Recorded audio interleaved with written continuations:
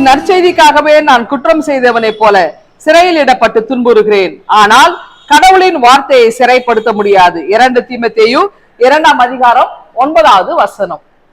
இன்றைக்கு Thomas Moore அப்படின்றவருடைய திருநாளா இருக்கு. அவர் ரத்த சாட்சி, அவரும் மரித்தார்.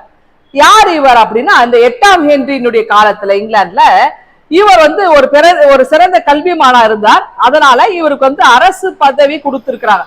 த லார்ட் சான்சலர் ஆஃப் இங்கிலாந்து அப்படின்ற ஒரு பெரிய ஒரு நீதி அரசராக அந்த இங்கிலாந்துல இருந்திருக்கிறார்.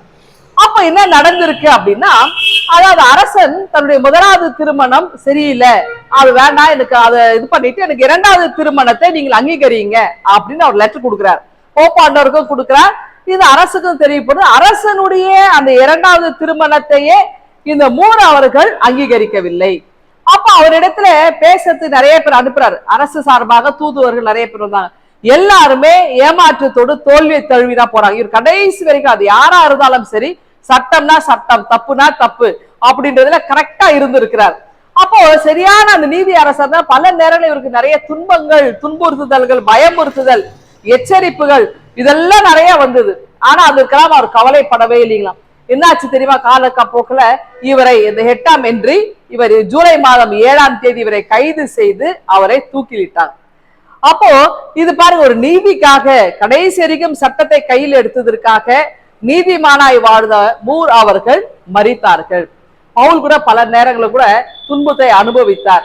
அதற்கெல்லாம் என்ன காரணம் அப்படின்னா, இயேசு கிறிஸ்து துன்பத்தை அனுபவித்தார், நீதிக்காகவே வாழ்ந்தார். நாங்களும் இந்த நீதிக்காகவே நாங்கள் துன்பத்தை எடுப்பது எங்களுக்கு பெருமையாக இருக்கிறது, எங்களுக்கு மகிழ்ச்சியை கொடுக்கிறது. ஆனால் நாங்கள் உண்மையாக இருக்கிறோம் சொல்லுவோம். ஆனா அது 8ஆம் ஹென்ரியினுடைய பெயர் இன்றைக்கு விளங்குதோ இல்லையோ, அந்த தாமஸ் மூர் அவர்களுடைய பெயர் மறையவே இல்லை. ஏனென்றால் அவர் நீதிக்காகவே அவர் வாழ்ந்திருக்கிறார், உண்மையாகவே அவர் வாழ்ந்திருக்கிறார், உண்மைக்காக. ஆகவே நாமும் ஆண்டவர் இயேசு கிறிஸ்து உண்மைக்கு மறுபெயரா விளங்கி இருக்கிறார் இல்லையா? அப்போ உண்மையாக சத்தியமாகிய அவரை நாம பின்பற்று நாமும் சத்தியம் உள்ளவர்களாய், உண்மை உள்ளவர்களாய், இந்நாளும் நீதி சார்ந்து வாழுகிறவர்களாய் நாம வாழ்வோம். இதனால நமக்கு பல்வேறு விதமான துன்புறுத்தல்கள் வந்தாலும் அதை குறித்து நாம் கலங்காமல் கடைசி வரையும் நீதிக்காக நாம் தலை நிமிர்ந்து நாம் நிற்போம். கடவுள் நம்மை ஆசீர்வதித்து வழி நடத்துவாராக. ஆமேன். எங்கள் அன்பின் ஆண்டவரே, எங்களுக்கு உங்களுடைய கரங்களில் நாங்கள் அர்ப்பணிக்கிறோம். என்னாலும் நாங்கள் நீதிக்காக வாழ கிருபை தாரும். மீட்பரே ஜெபிக்கிறோம் எங்கள் அன்பின் கடவுளே. ஆமென்.